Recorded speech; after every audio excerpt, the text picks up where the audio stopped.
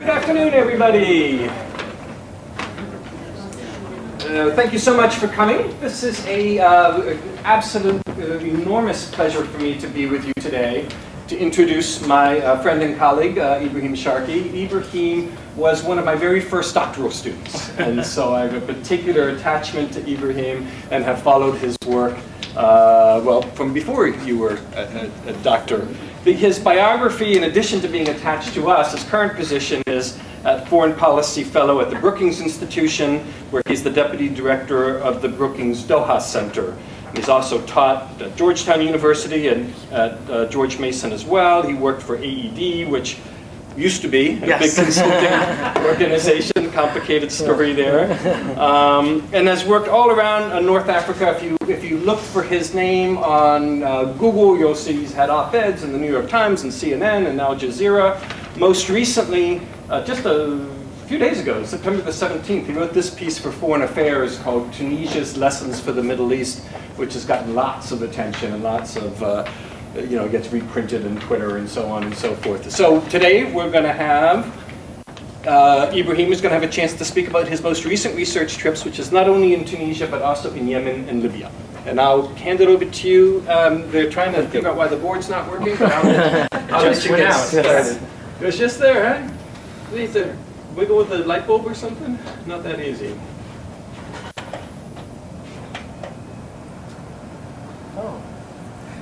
This wasn't when I was here.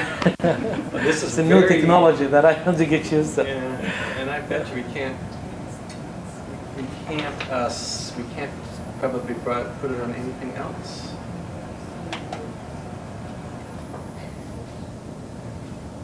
Let's give it a minute to see if we can get it going. Ibrahim's been in Washington for, I guess you told me, for a week. Yes. He participated in a Brookings annual retreat today, Foreign policy. Foreign policy scholars. It looks like our board is coming up. And so we're taking advantage of him being here to have this this presentation. Thank you. Well, we can start talking. Well, this is thank you very much. I am very delighted, honored, pleased to be with you. I consider myself very fortunate to have worked with Dennis. I'm sorry. Yeah.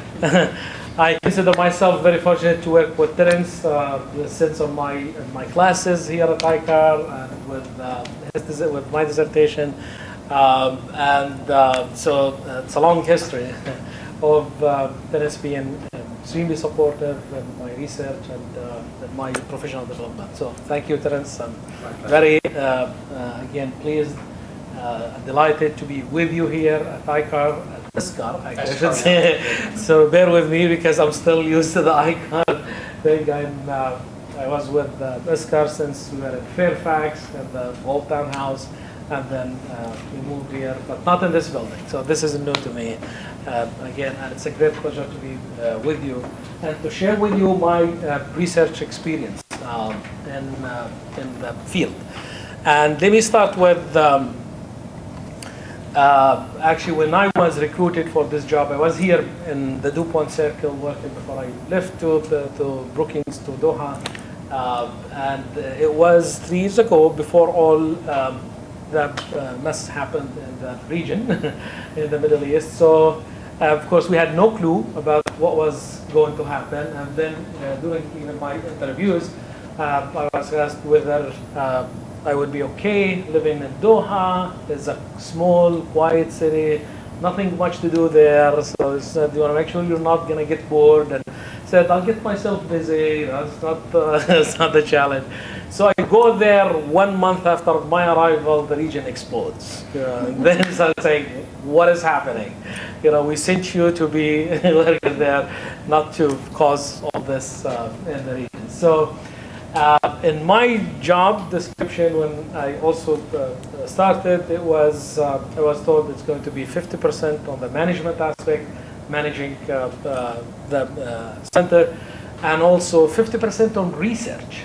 So this was the deal the first month, and after the Arab Spring, thanks to Arab Spring, I find myself 1 month later, doing 100% management and 100% research, trying to work nights and evenings and weekends in order to provide analysis because basically the phones did not stop ringing, well, especially the media.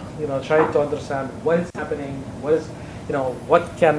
how can we make sense of all what's happening in the region. So, for the past 3 years, that's what I've been doing basically. It's trying to respond to the media, as I have a lot of op-eds and also on providing the analysis and this media interviews, research, a number of publications. A major publication that's coming out in the next couple of weeks on Libya, big one, about 40 pages on the transition that's happening in Libya. In the past year and a half, I've been focusing on field research in 3 countries: Yemen, Libya, and Tunisia. So I did, and before I get to the research methodology, we explain this as part of focusing on the national reconciliation and dealing with the past, and this is very important for you here in conflict resolution, where Libyans are trying to make sense or to struggling with their past, where 2 years ago Gaddafi was removed by force, but Gaddafi is still living with the Libyans in so many different ways, including their currency. So they're still having to deal with seeing Gaddafi on their currency every day, and Gaddafi is present in so many other dimensions of their lives. So to them, this is something that represents the past, and the past that they want to deny or they want to disconnect with the past. And one way I noticed that this is a picture I took there in Tripoli, where they tried, this struggle with the past and the identity. They're trying to remove, to deface, the currency and Gaddafi. Others used pins and to scratch, the faces and other ways. So this is one thing of how the Libyans are struggling and trying to make sense of the past and try to form a new identity and to disconnect with the identity that was imposed on them by Gaddafi. So and then I go for my research there. I did almost 100 or even over 160 interviews so far in the 3 countries. It feels like a dissertation. I met politicians, tribal leaders, local conflict resolutions, national reconciliation councils, even rebel groups like Houthis in Yemen. So I interviewed government officials, ministers, women organizations, rebels, youth revolutionaries in the Change Square in Sana'a, and military councils in Libya, and the vibrant civil society in Tunisia, all focusing on the issue of transition and reconciliation, national reconciliation, how to move forward. We toppled our regimes, we changed the regime, now, but then what? How can this, building a new country, how can it happen, and how can we make sense of national reconciliation, as it's a dividing, the countries, in all 3 countries that I studied, is significantly divided among so many issues that facing the reconciliation and the transition that the country is having. Try to do some mapping of the issues facing the 3 countries of national reconciliation and transitional justice and post-conflict reconstruction, post-conflict development. So these terms are used interchangeably, and no one actually knows in these countries what they really mean. The most important thing about this actually is that people make, what I noticed during my interviews, that people there take positions on national reconciliation, for example, depending on their own understanding of what national reconciliation means. So when I asked in Libya about what national reconciliation means, I got over probably 15 or 17 different definitions of what national reconciliation means.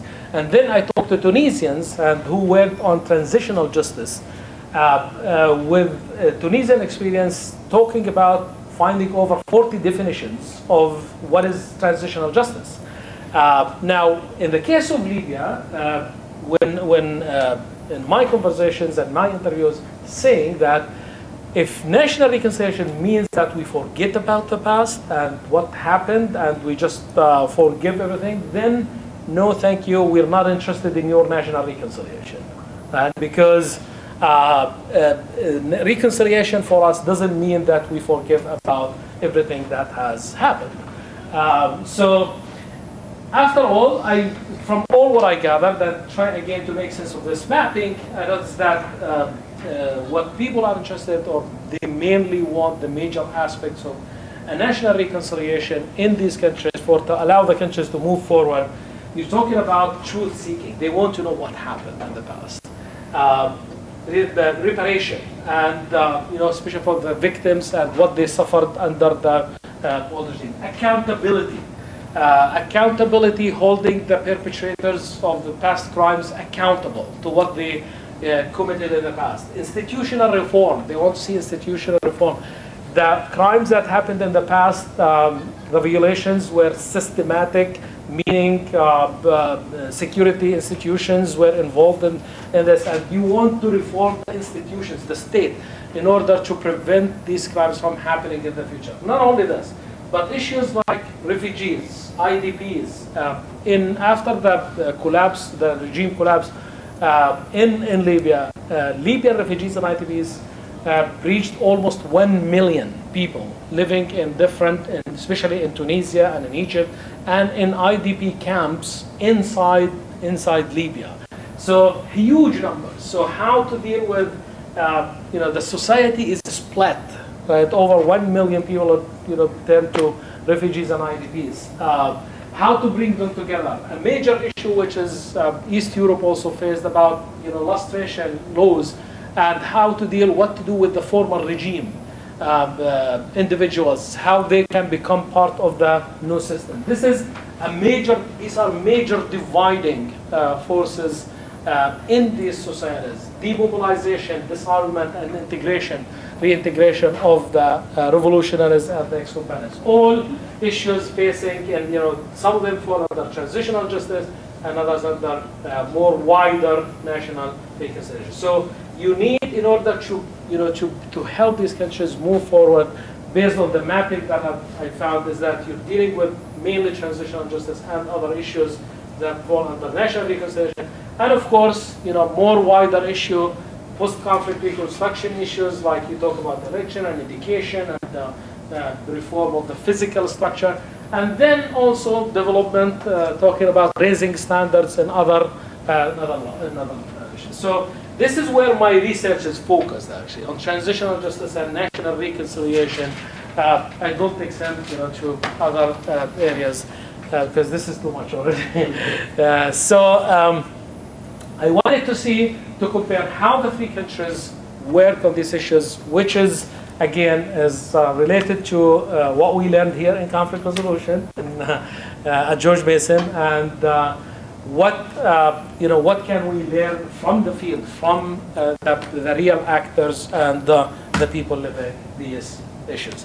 So in terms of issues, like what are the issues facing national reconciliation in the countries? Here, for the rest of the talk, we'll be talking about the comparison between the three countries. In Yemen, I'm sure you're familiar with, some of you are familiar with the South, with the Southern cause, the Southern issue, where the South want to split from the North. So this issue of secession is a major dividing issue in Yemen. There's the Houthi. Oops. It's a magic board. Yeah. So just hit. You should go back. Yeah. Okay. So there's the Houthi rebellions also in the north. Is also a major dividing issue.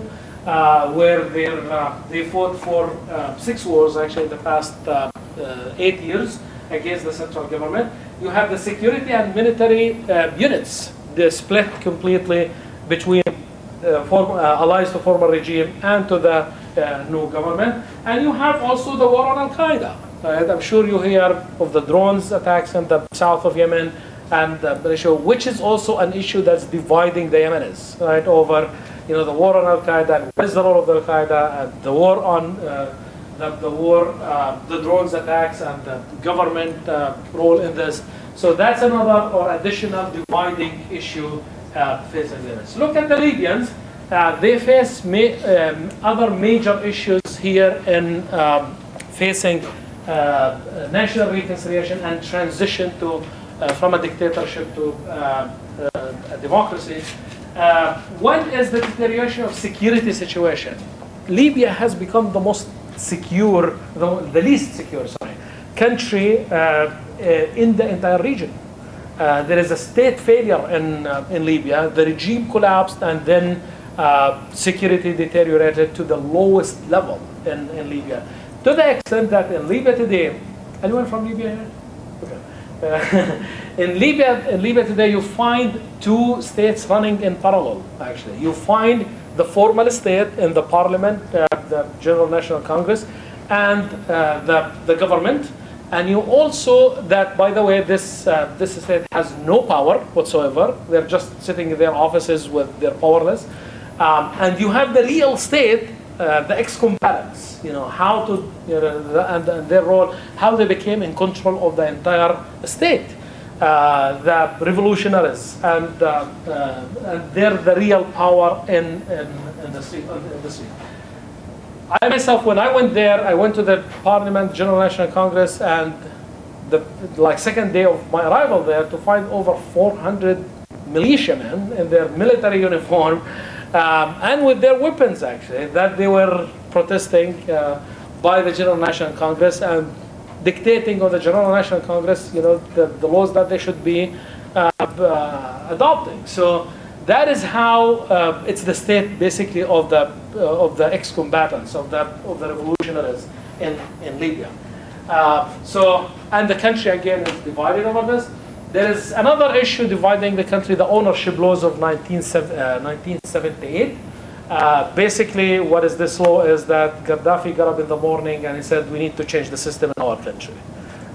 Anyone who's living in an apartment is his. Right? So turning all the tenants to owners, the redistribution of wealth in the country. So he went to bank accounts, basically anyone that has more than 1,000 Libyan dinars, changed, took the rest of the money, left and to redistribute the wealth in the country. And more than that, money is not an issue. The major problem is this one, is the ownership laws, where in 1978, tenants were living in these apartments, they became owners, and they gave them license and everything. Now what happened after 78, these people sold these properties to others in Libya, and some of these properties were sold like 5 times and 6 times and 7 times over since 1978. So the residents or the owners of these units or these apartments are real owners because they bought them like from their own money. But the original owners in 1978, they're still there too, right? So. And this is not a small issue. It's an rough estimate of about 20% of the properties in Tripoli that they fall under the 1978. Some original owners resorted to force. They went to their own houses that was taken from them in 1978, and they wanted to force the current owners out. But again, the current owners, they also bought these units. So it's a mess, basically, of how to solve this and how to deal with this, and again continues to be an issue that's dividing the country and the way to deal with it. Another issue, you have the refugees and the IDPs in Libya. After the fall of the Gaddafi regime, almost 1 million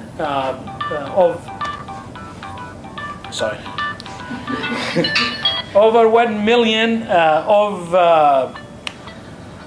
of the Libyans of the former regime allies, they left the country, and others who stayed in the country living in more of refugee and IDPs camps. Again, they have a lot of issues, including association with the former regime. They fought with the former regime, some of them, and then how to bring them back to normal citizens.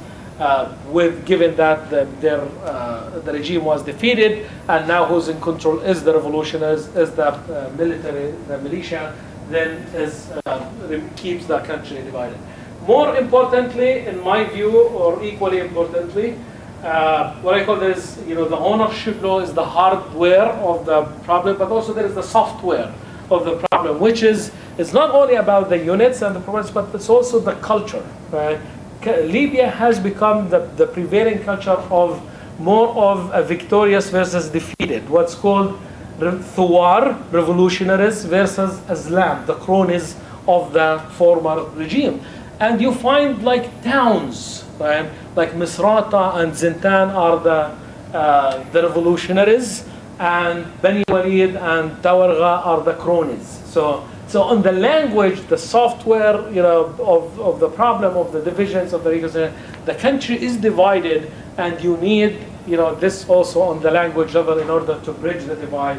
And Tunisia faces a different set of problems, of issues facing, again, reconciliation and transition. There's one that's the protection of revolution committees. When the regime was toppled back in 2011, some committees, they formed themselves and they claimed the ownership of the revolution. Right? And we wanted to protect the revolution. So these committees, then they registered themselves and became registered in the Ministry of Interior and became fully registered legal organizations. However, other political parties, they consider these committees to be kind of like the military wing of the Islamist party, the Nahda party in Tunisia, because many of them belong to Nahda. And now the problem is how to deal with these committees. They're legally registered. They have a scope of work at the Ministry of Interior. And then so if they follow the rules, nothing illegal like in Libya of revolutionaries above the state. But also the other political parties see them as like the military arm of the Islamist party in Tunisia. And they demand the dissolving of the revolution committees with making or establishing all these debates and arguments that the state is the one to protect the revolution, not the organization. The people protect the revolution. So the whole country is divided over, what to do with these committees that they are legal, but also they have other implications. Another issue facing Tunisian transition and reconciliation is marginalization, basically. Under the former regimes, what they did is that they penalized not only the activists, right, but their families as well, and not only their families, but their towns and their areas as well. That during that time.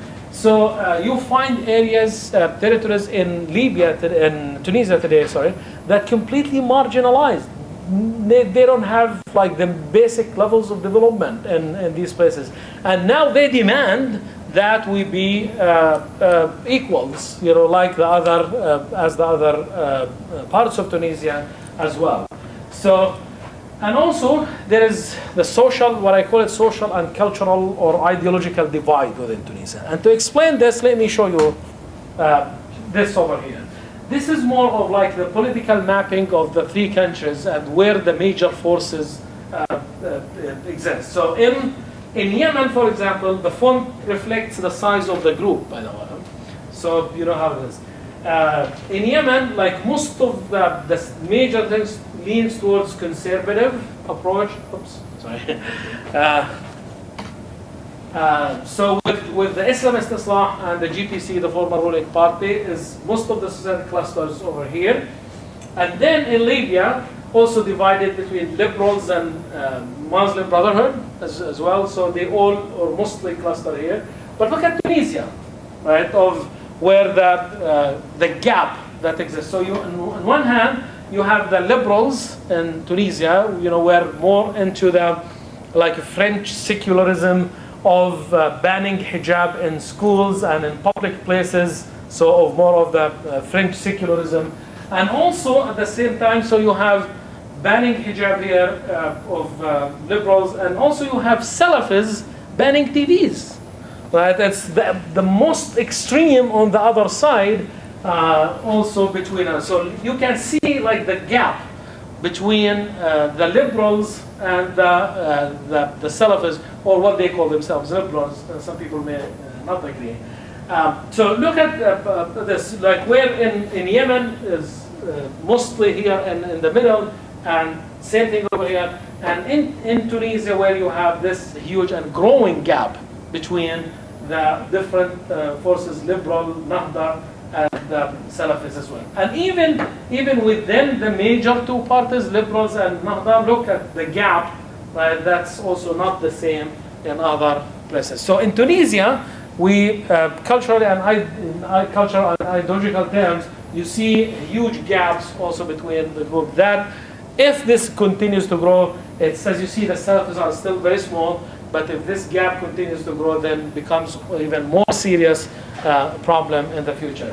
The Salafis annual conference in 2012 was attended by almost 5,000 people. In 2013, almost 50,000 attended or wanted to attend the annual conference, and then led the government to ban it and to prevent the annual conference, the annual conference of the Salafis from happening, and then led to violence and clashes in Tunisia. And I was there in Tunisia, where I saw, firsthand the clashes between the Salafis and the government over the banning of the conference. So that is more of another issue the country is facing. Now look at the issues that we talk about here and that needed for national reconciliation, and see how the three countries are dealing with each one of them. Like one of the major things, again, as we learned in George Mason here, is that for reconciliation, you need to look at the past, know what happened, come to terms, make sense of it, and then move forward, for a healthy transition. So I went to the field with my ICAR training, ASCAR training on conflict resolution and how to deal with reconciliation in the past. And I asked them a minute, do you want to know what happened? And they said no. Right? Said, okay, so I need to ask more. Said, do you want to know what happened in the past? Do you want to know the truth? And they said, no, we're not interested. And then I asked the Libyans, do you want to know what happened? And my interviewer said, yes. We want to know the truth and the whole truth of what happened in the past. I said, wow. And then I asked the Tunisians, do you really want to know what happened? And they said, some of them said yes, and some of them said no. So I started, researching and exploring, okay, we need to study this more and see what is behind this. And of course, for me to discover that there is, the huge political aspect, like the politicization of the transition process. Yes, of course. In theory, and what we learn is that definitely you need to learn about what happened, make sense of it, learn from the mistakes, and move forward. But, right, when you go to the field and you see how the people managing and dealing with these issues, you see that this has been subjected to a lot of politics, right? Not the way. So not everyone in the field of the players had a degree from George Mason conflict resolution and follow. So I asked the Yemenis, why you don't want to know what happened? And now the civil answer that I got is we are a tribal society. And if we start digging into the past and what happened, then this will cause serious social problems. And this will, revenge, retaliation, and, people will take up their arms and, revenge and retaliate for the past and all of that. So the best thing we do is just forget about the past and move forward, right? And then that wasn't convincing enough for me, why they don't want to know. So I started to ask even more. Why you don't want to know, trying to understand why the Yemenis don't want to know what happened, most of them. And then I also discovered that actually these violations that happened in the past, like many or most of the players that are today as part of the Yemeni political scene, they were part of the violations. So they're not interested at all in digging into the past and knowing what happened. So take, for example, in the major war that happened in 1994 between the South and the North, the Islamists, for example, Islah Party, who are the major opposition party, they were part of the government in 1994. Right? So if you want to dig about what happened in 1994, guess who's going to be held responsible? Right? Not only Saleh and his cronies, but also the Islamists or the Islah Party as well, because they were part of the government. And who launched the war against the Houthis, 6 wars, who led the war against the Houthis, 6 wars, and where most of also of the violations happened, was the general who defected in the beginning of the revolution, Ali Muhsin al-Ahmar, who led the revolution, and he became the one who's protecting the revolution.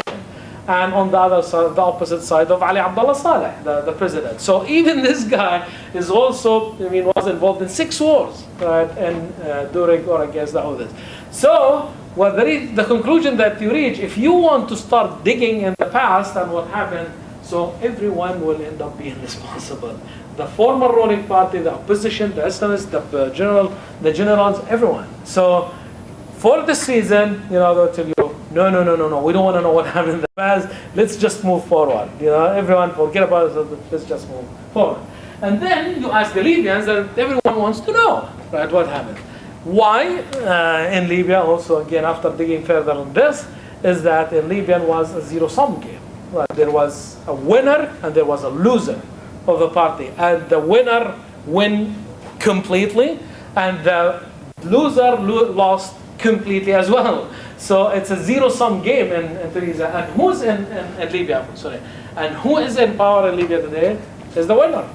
And basically the winner, wants to know exactly about, what happened, about the war in Chad, why we fought 9 years in Chad, what happened to the airplane that crashed between Benghazi and Tripoli, what happened with the Abu Salim prison massacres. Everyone wants to know every single thing. That is why when I started actually talking about reconciliation, almost the answer I got from everyone in Libya saying, I hope you don't mean by reconciliation is that we forget about the past, because that's not going to happen. We are going to dig further and know the entire story. And to my surprise, even when I asked like the former regime loyalists, about like, do you want to know what happens? Because in my meetings with them, actually, some of them like in Beni Walid, they said yes. We definitely want to know. And then when I asked why, said that Beni Walid, for example, a major town there of the Warfallab tribe, they allied with the regime in 2011. But in 1993, they rebelled against the regime. And so they were telling me that in 93, we were crushed by the regime forces, and the entire country was not part of that. So we want justice for ours, not to be treated only on our position in 2011. No, let's go back to the past and see who allied with the regime and see who else. So even those the former regime allies, they also wanted to know, because they saw of the past as form of a justice or of justice for them. In Tunisia, you have a split, where you have, yes, the Islamists that they want to know the past, and they want to dig into the past. Why? Because 80% almost of those who were tortured in Ben Ali's prisons and in exile and in Bourguiba were Islamists. So it is in their best advantage, the best interest is to call for the past and to dig into the past. And that's what they're trying to do. While others who are part of the political system today, like Nida Tunis and Tajammu party, they were part of Bourguiba regime. So those that they're part of the politics that they were with the regime in the past, they're trying to stop any investigation about the past and just press for moving forward, while Islamists also, they're trying to use it more the past in order to serve also their political agenda. So as you see, yes, in theory, when we study in conflict resolution and we look at the past and how it was dealt with and how it happened and how it can help in conflict resolution, but in the real world, you see that how politics intervenes and how it becomes manipulated by different political parties to serve certain political agendas. Another major issue on the dealing with the past issue is like, where do we begin? Right? Because that was also another question. So if you want to know what happened, where do we begin? Right? In Yemen, you have so many different answers. You have 2011 from the revolution time, right? And then the Houthis, right, who began their first war in 2004, said, no, we have to begin in 2004 and see what the government did to us. So we have to go back to 2004. And then the South, they'll say, no, it's 1994, that's where we have to begin, is the war of the North against the South, and how most of the violations happened in the 1994. And another civil war that's in Aden in 86, also they're calling for including. And another also, the Ba'athists, also in 1978, when Saleh came to power, said we have to go back to 1978 when Saleh came to power, because in 1978 there was a coup, an assassination attempt against Saleh, and the Ba'athists were accused of this, and then many of them were executed, and others into forced disappearance, and others.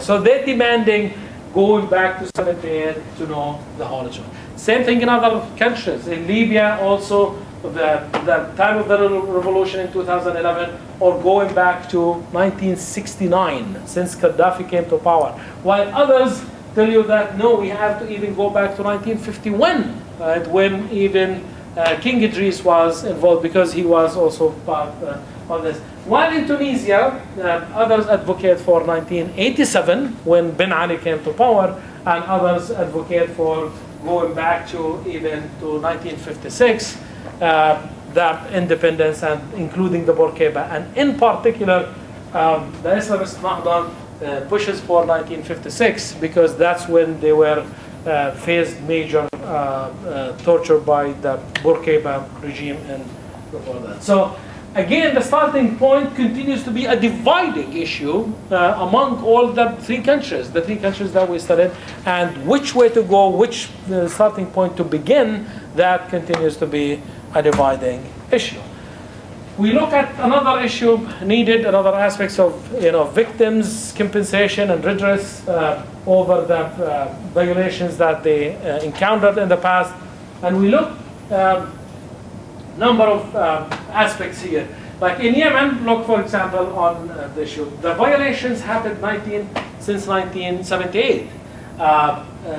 They're massive violations, because Yemen's history was full of violations in 94, 2004, and so forth. And at the same time, there were thousands, approximately 20,000 former military men in the south also were fired or sent to early retirement in 94. They're demanding also going back to their positions. Other properties also that were taken by the former regime also were given to certain generals. Same thing, that is also continuing to be a dividing force among the Yemenis of how to deal with the issue of compensation for the victims. Keep in mind, Yemen does not have the resources to provide compensation for the victims. Yemen doesn't have any of that. And then you have massive violations. And without that, you cannot talk about reconciliation and transition, because you need to, again, provide justice for this. In Libya, while there is financial resources, but violations date back to 1966, and the state is able to compensate, Libya faces a different kind of issues related to compensation of victims. For example, Abu Sarim prison massacres that happened in 1996, when the Gaddafi executed 1,270 in 2 hours, basically, without any trials, without anything, and they were, they disappeared for even 6-7 years until everyone knew about them. So when I went to their annual conference of the victims' families in Tripoli, and I heard like of the demands of what their expectations of how to do, provide justice to the victims. Actually, to my surprise, was the financial resources was the last thing. So they had a huge demand list of demands, about 10, and the last one was money. So. There are a lot of issues, like including the massacre, incorporated in the school curriculum, and a national day, naming a town or a street or a hospital, their names and all that. So they're demanding a huge list of things, including also is their families, their families is giving them like public employment, hire them in the government, which sounds okay, might solve the problem, but which is the same issue here that Tunisia faced, is that when you start hiring in the public sector, that immediately the question of credentials and the experience of their ability to do the job. You're going to exhaust the public sector, and then you're not able to do transition. And in addition to this, also, is that most of those who suffered, whether it's in Libya or in Tunisia, were Islamists in the past. So when you end up hiring all Islamists in the government, then what you're doing is that the other political parties raising they reject it completely because the argument then becomes is that the Islamists are taking over the government and the state. So how to deal with the issue of compensation becomes to the victims remains a serious challenge and a dividing force. And of course, the victims, when I was in Tunisia, like the former prisoners, they were like protesting for over 150 days when I went there, like by the Prime Minister's office, like sitting just there by the Prime Minister's office and demanding solutions. And for their years in prison, some of them spent 15 years in prison, some of them 10 years in prison. So demanding solutions and compensation and helping them in the whole rehabilitation programs. Tunisia faces a different set of issues also. There is lack of financial resources. There is compensation dates back to 1956, and the issue of the public sector and how to deal with it. Another major dividing and transition preventing mechanism is also the concept of accountability, holding those were involved in the crimes, the violations of the past, accountable to their crimes. In Yemen, some of you might be familiar with the nature of the solution. An initiative that's actually a deal was peace for justice. Immunity for the former ruling party and individuals and all of them, so they can leave, so Saleh can step down. But what this caused actually is that you're sacrificing and giving up on the principle of accountability in the country, in Yemen. So what happened actually is that you ended up with the entire political party, former ruling party, just a transition and became part of the new arrangement, part of the new system. And you can imagine what happens to the country when, in the absence of the principle of accountability, again, in Yemen. Now, in Yemen, there is no accountability. We just gave up on the concept there. While in Libya, there is too much accountability. So it's going to the other extreme. Meaning, because in Libya we have a zero-sum game, right, and a total winner and a total loser, then the winners, they're trying to hold everyone accountable for every single thing, even if we end up putting the entire or half of the country on trial. So the Libyans are pushing for that, and that's not helping either. So there is uprooting the regime, and there is now pushing for the political exclusion law, basically. Anyone who worked under the former regime should be excluded or must be included from any new arrangement after the transition. And of course, this raises so many questions about how you are going to do the transition, if you're going to dissolve the institutional memory, the state memory of and the people who have the experience how to run the country. And not only this, because this is, I'm sure some of you are familiar with the de-Ba'athification in Iraq. What happened when dissolving the army, which is also what's happening in Libya today. So basically what you did, you sent the entire group to the other side to become rebels. And that is what happened in Iraq with the de-Ba'athification. And here now in Libya it's happening of the political exclusion laws, excluding anyone from that who worked with the former regime is sending to the other parties, and they would want to regroup and to try to launch a counter-revolution and all that.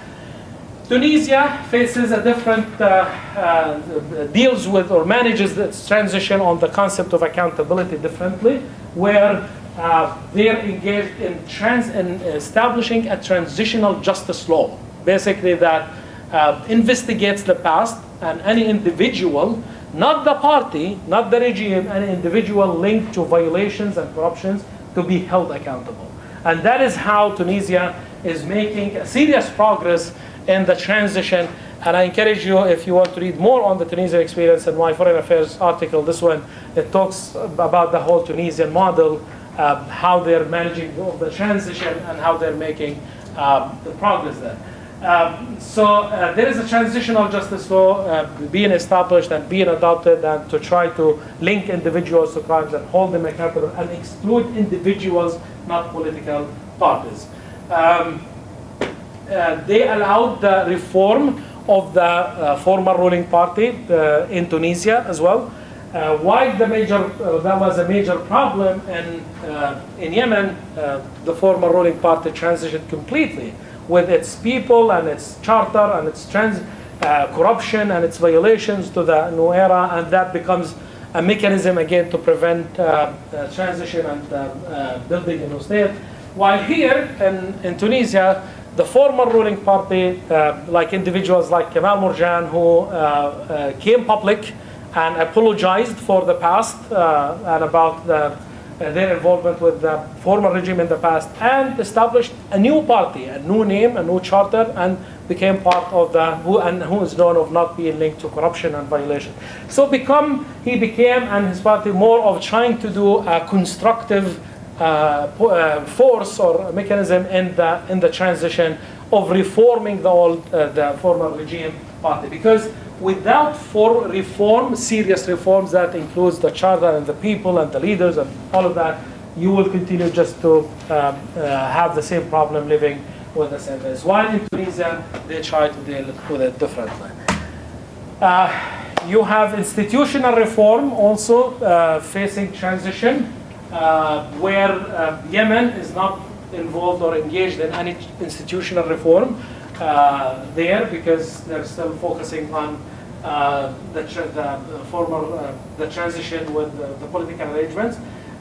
You have Libya, we're pushing for more purge the entire system, especially the judiciary. So wherever you go in Libya, you see, the word that you see everywhere, purge everywhere. And then in my conversation, they're asking, how do you want to purge the system to fire all the judges from the justice system? So what's going to happen to the justice system? And they say, well, we will bring judges from other countries. They will deal with it, and they try to. But that's not going to work. I mean, the judge needs security in the first place. No judge will come from Egypt and start, to deal with your issues here in Tunisia, because you need security. And in order to do security and the ex-combatants to disarm, they need to see trials. So it's really a vicious circle of transition, where the ex-combatants demand justice before they disarm. But in order to do justice, they don't trust the current judges. They need to fire the judges and bring in new judges from outside the country. But in order to do that, you need security. So they're lost in this cycle of where to begin and how to do. And along with that, there is a lot of politics involved. Like, for example, when we talk about the ex-combatants and the disarmament of the ex-combatants in Libya, when I asked about the number is like 200,000. 200,000 who were involved in that.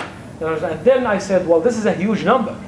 And then in my interviews with some of the military councils in Misrata and other places, they said, we were fighting during the revolution against Gaddafi, and the total number never exceeded 40,000. So how did it become 200 from 40,000? According to them, said that like many opportunists, or that they wanted to take advantage of the revolution, infiltrated and became part of the revolution. So if this is correct, then you're talking about only 40% of the ones that they fought under the Gaddafi of the real rebels, and 160,000 that they wanted to take advantage of in some way. So how to disarm and how to answer stays a major problem. And by the way, I have an article on this issue on the purge in the New York Times. If you Google it, you'll find it. And I talk a lot more about the purge in Libya and its problems. So you can find it online if you want to see it. And explaining all the problems that cause the transition nations. In Tunisia, look how the three countries managing their transition differently. You have no institutional reform, at least yet, in Yemen.